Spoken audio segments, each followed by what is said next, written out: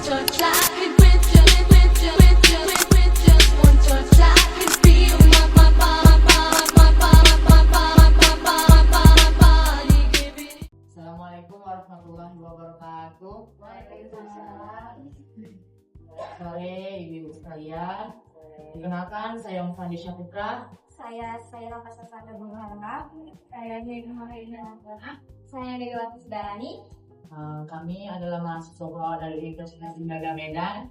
Kali ini Bu, kami akan memberikan pendidikan kesehatan mengenai perilaku hidup bersih dan sehat di rumah tangga.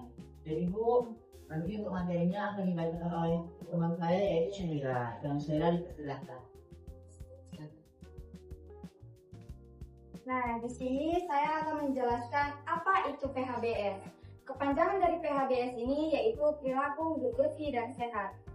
PHBS adalah semua perilaku kesehatan yang dilakukan secara kesadaran individu, keluarga, dan masyarakat dalam rangka melindungi dan menjaga kesehatan. Nah, di sini ada manfaat dari PHBS ini, yaitu untuk mencegah penyakit, menciptakan lingkungan sehat dan bersih. PHBS ini membuat sadar masyarakat akan kebersihan dan kesehatan. Satu hal penerapan PHBS ini yaitu menjaga kesehatan tubuh dan menjaga lingkungan yang bersih agar terhindar dari virus, bakteri, jamur, dan penyebab infeksi lainnya. Selanjutnya akan dilanjutkan oleh teman saya.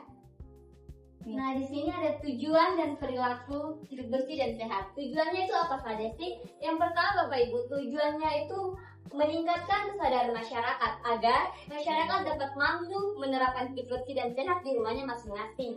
Lalu yang kedua adalah mengurangi resiko terkena penyakit. Seperti penyakit apa? Seperti TBC, ISPA, diare. Lalu yang ketiga adalah mengurangi tingkat kematian dan mengurangi tingkat masyarakat terkena penyakit. Nah, lalu yang keempat ada meningkatkan produktivitas tubuh karena tubuh merasa lebih sehat dan juga bugar.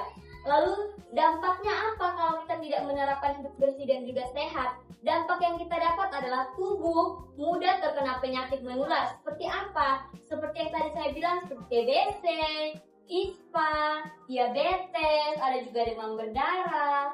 Lalu lingkungan rumah yang kotor bisa memperlambat atau menghambat pertumbuhan anak kita. Dan berikutnya akan dilanjutkan oleh teman saya. Nah, di sini ada dua faktor yang mempengaruhi PHBS. Yang pertama itu adalah faktor internal, yaitu menyerang pengetahuan, sikap, dan kesadaran. Yang kedua adalah faktor eksternal yang bersifat ekonomi, sosial, fasilitas, dan juga hubungan pemerintah dan keluarga. Penerapan PHBS ini sangat membutuhkan dukungan dari keluarga, individu, masyarakat, maupun dukungan dari pemerintah. Nah, selanjutnya akan diterangkan oleh teman saya, Mufandi Syafitra. Baik, ibu-ibu sekalian, ini ada 10 indikator perilaku hidup bersih dan sehat di rumah tangga. Nah, yang pertama itu adalah persalinan dibantu tenaga medis. Ini tuh bertujuan untuk menjaga keselamatan nyawa ibu dan bayi dan memastikan kebersihan dan kesterilan dalam persalinan.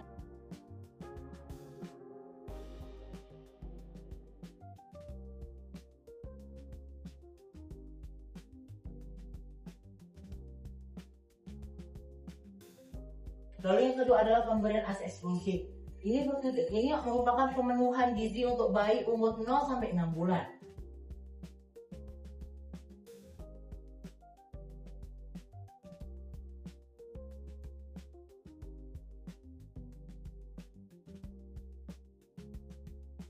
Lalu yang ketiga ada mengingat balita setiap bulannya, itu untuk agar kita mengetahui tumbuh kembang anak.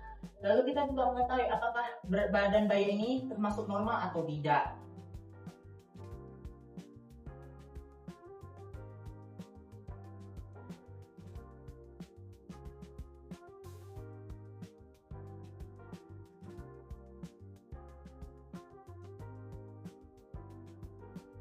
Yang keempat ada menggunakan air bersih.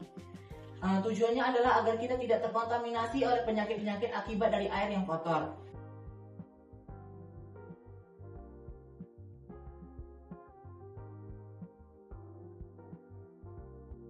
Lalu ada yang kelima ada mencuci tangan dengan sabun. Ini bertujuan agar kita tidak terkena dengan kuman ataupun bakteri. Makanya menggunakan air saja tidak cukup. Jadi kita menggunakan sabun cuci cuci tangan antiseptik.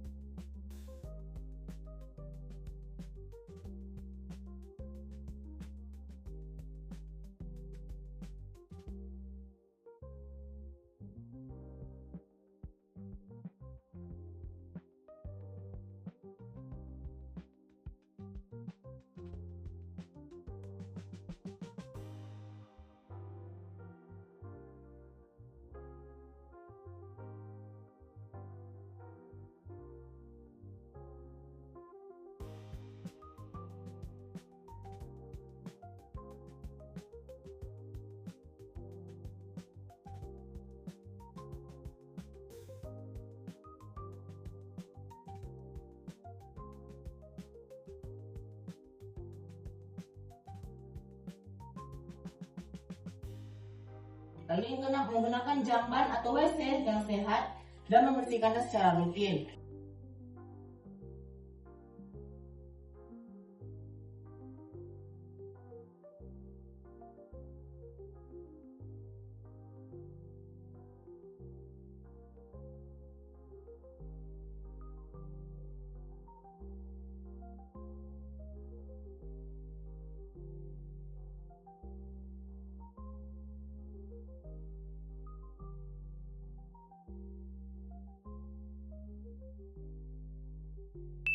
Jangan sampai kita menggunakan WC yang kotor, apalagi kita buang air di sungai ataupun di selokan, karena itu juga mencemari lingkungan serta menjadi masalah penyakit untuk kita sendiri. Lalu yang ketujuh adalah memberantas infeksi dan nyamuk secara rutin. Pastikan di rumah tidak ada air yang tergenang agar tidak terjadinya perkembangbiakan nyamuk. Lalu mohon untuk disediakan obat nyamuk di rumah ya ibu-ibu sekalian.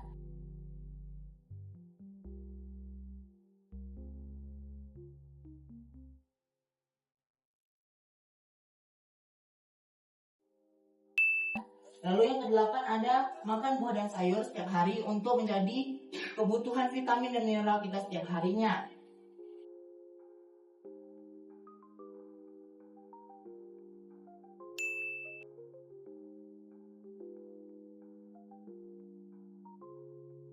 Lalu yang kesembilan adalah melakukan aktivitas fisik setiap hari agar tubuh kita tidak gampang stres dan juga tetap bugar.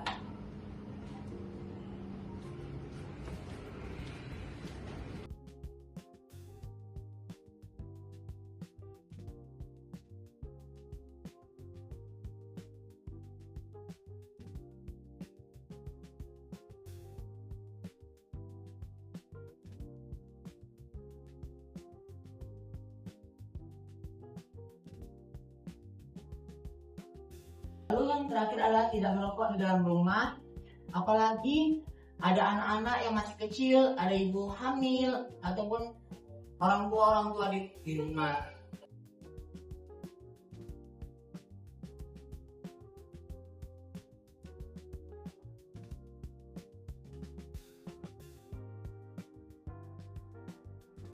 Jadi inilah 10 indikator perilaku hidup bersih dan sehat di rumah tangga. Semoga bisa ibu-ibu sekalian terapkan di rumah bersama suami dan keluarga. Baik, sekian dari kami. Jika ada yang ingin ditanyakan, dipersilahkan. Silakan ibu, perkenalkan namanya. Selamat. Nama saya Riri dari Gang Kindi, mau mempertanyakan gunanya ASI. Apa gunanya ASI? Memberikan ASI gitu. Baik, ibu, saya akan menjelaskan apa sih gunanya ASI untuk anak kita, apalagi umur 0 sampai 6 bulan tuh. Itu bu untuk sebagai imun, sistem kekebalan tubuh untuk anak kita yang baik. Dikarenakan juga anak bayi kita ini kan masih lemah sistem pencernaannya, jadi belum bisa makan makanan yang sama seperti kita. Jadi itulah tujuannya untuk mencegah penyakit untuk anak kita dan juga bangunan gizi agar anak, dan juga untuk menjadi tumbuh kembang anak itu jadi sempurna. Baik, apakah ibu mengerti? Baik, apakah ada lagi yang ditanyakan ibu-ibu sekalian? Boleh, silakan kenalkan nama ibu. Nama saya Bianti. makan buah sayur apa yang paling murah khasiatnya bagus? Di sini saya akan menjawab pertanyaan dari Ibu. Apa saja sih sayuran dan buah yang murah tapi hasilnya tinggi? Yang pertama itu ada wortel. Wortel ini kaya akan vitamin A, bagus untuk mata dan juga kulit. Yang kedua ada bayam, yaitu kaya zat besi, bagus untuk darah dan energi. Yang kedua itu ada buah pisang dan juga pepaya, yang dimana pisang ini kaya akan kalium, bagus untuk jantung dan juga menambah energi.